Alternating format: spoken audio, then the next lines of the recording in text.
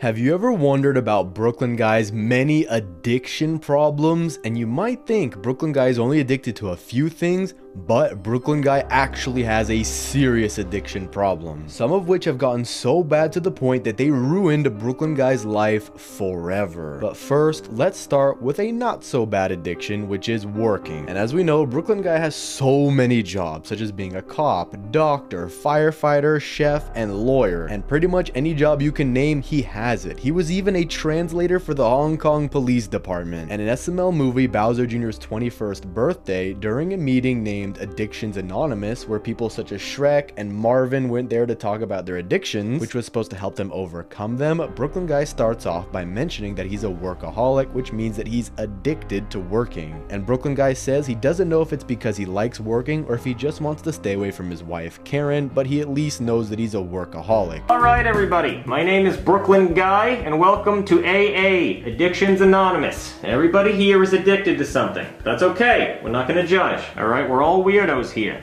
Like me, I'm a workaholic. That means I'm addicted to working. I have a whole bunch of jobs and I apply for new ones every day. Now I don't know if that's because I want to get away from my wife or what, but that's my addiction.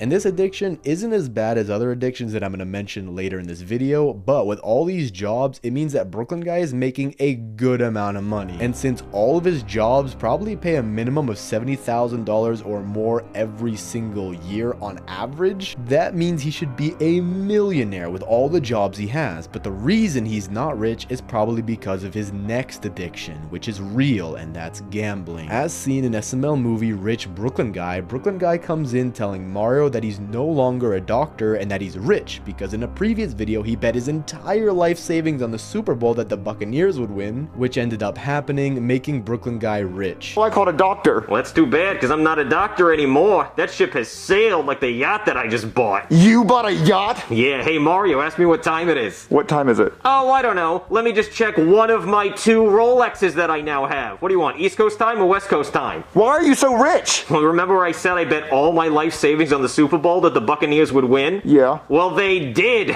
Thank you, Tom Brady. So now I'm a millionaire. You're a millionaire? Yep, and I quit all my jobs. Every single one of your jobs? Every single one. I quit being a doctor right in the middle of a surgery. And then he calls his former chief to tell him that he's quitting being a cop. However, he would soon come to regret this. And Marvin wanted Brooklyn Guy to start working again as a doctor so that he can help Rose and Jeffy, who got stuck together because Jeffy put Gorilla Glue on his head thinking it was shampoo, which is actually a reference to a real life situation, but we're not going to talk about that. And then Mario asks Brooklyn Guy if he wants to go gambling, which he then agrees and goes to Goodman's portable casino. Oh, well, buddy, I was thinking we can go gambling. Oh yeah, that'd be awesome. Honey, get all of our money out in gold. Let's go gambling. Okay, Brady! Awesome.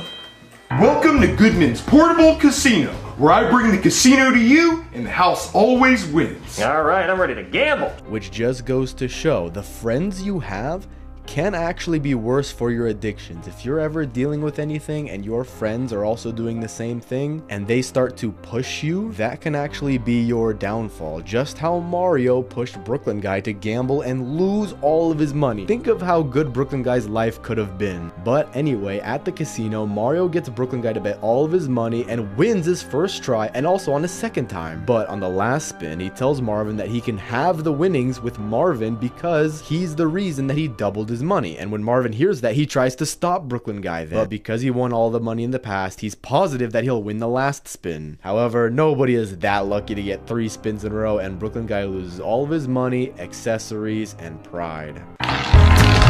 Come on, baby. Come on, 12. Come on, Brady. I need Brady. If he wins again, I'm going bankrupt.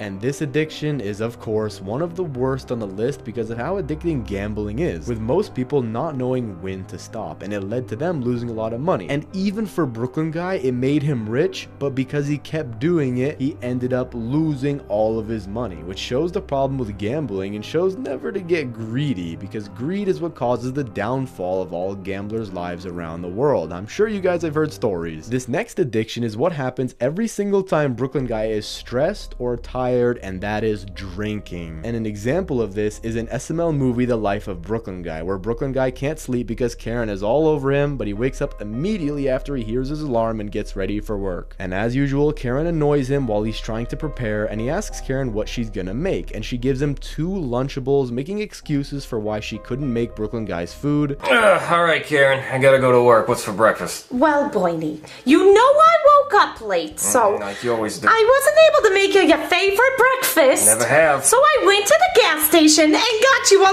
Lunchable, ham and cheese. Ham and cheese, huh?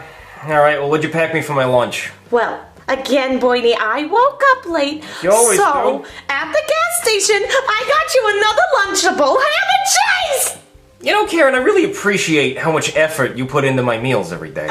And he decides not to take them, and he goes to the hospital. And while he's about to perform surgery on Harold, he gets a call from Junior saying he needs help because Chef PB burned food again. But he found out that it was just a waste of time and wasn't an emergency. But when he comes back to the hospital, he found Mark, and he finds out that Mark performed the patient's surgery, and then they go back and forth until Brooklyn Guy ends up punching him in the face.